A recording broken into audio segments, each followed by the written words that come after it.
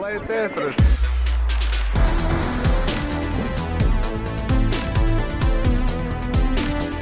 Tetris Forever is a strange beast because I think the best way to phrase it is what Wikipedia refers to it as, which is an interactive documentary.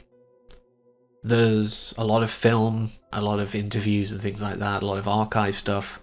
There's supplemental materials like game, box art and things like that, actual 3D representations of boxes, plenty of pictures, plenty of little quotes, but also lots of different versions of Tetris throughout the years, from the original version coded by Alexei Pashitnov all the way to a new thing created explicitly for this to sort of showcase that chronology, that history. But like I say, it's a strange beast, and I wasn't sure originally whether I was going to make a video on it, but I realised that Tetris is a very personal thing to me. When I was a kid, I had an NES, or NES, if you like me and you just don't like the extra syllables. But I vaguely remember playing Mario Brothers, things like that, but most of my early gaming memories are a Game Boy in my hand, Tetris, Dr. Franken as well, a few other things, but mostly Tetris. I really enjoyed it, and I know it spikes my anxiety when it gets faster. I do get overwhelmed very quickly with it, and it causes me to panic. But like up to around level 5, 6, I'm really enjoying it. I like doing, or setting up the well, so that I just drop that L piece, or capital I piece, whatever you call it, the 4 long one, just ready for that to drop in and get a Tetris. So it is something that I've been interacting with throughout my life. Whenever I've seen mobile versions or online free versions, I've been like, oh, I could play a bit of Tetris. What drew me to this, I was like, oh, I haven't played a bit of Tetris for a while, and I also get a documentary. It's a 2-for-1. So I really enjoyed that, and I played through all the different versions. I hate the fact that the early versions don't prioritise the building of anything. It's how fast you drop the block. You lose points the more it drops down the screen. So if you do a hard drop, that's how you get the big points. That felt very backwards to me.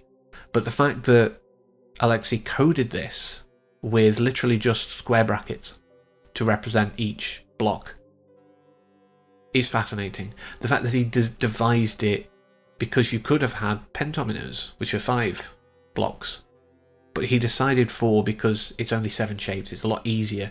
He even leveraged psychology, the fact that we are generally able to remember 7 objects, digits, whatever it may be, plus or minus 2, so between 5 and 9. But 7 is a really good number. It's right in the middle, and most people can remember the long L block, whatever you call it, the square, the T, the S, the Z, and the 2 L versions of each other. So it's nice and easy. He thought so much about this because of just the simple little game that he liked to play. Building towers and then putting it back and figuring out the orientations. He's a very mathematically minded guy. And I didn't really know much about him until I watched/played this. And his passion for it really comes through. Hank Rogers picking it up and really being the core of why we still think about Tetris today, passing on the business to his daughter. This is a story of 2 devoted, passionate people coming together and building an empire literally based around one thing. That is fascinating.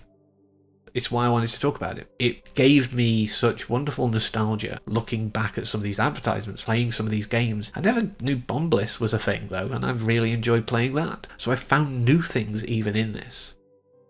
If you are a fan of retro gaming, if you are into gaming history, if you just enjoy the concept of Tetris, because who doesn't know about Tetris? You will get something out of this. And I could talk for hours about it. I'm actually restricting myself because I don't want to do that.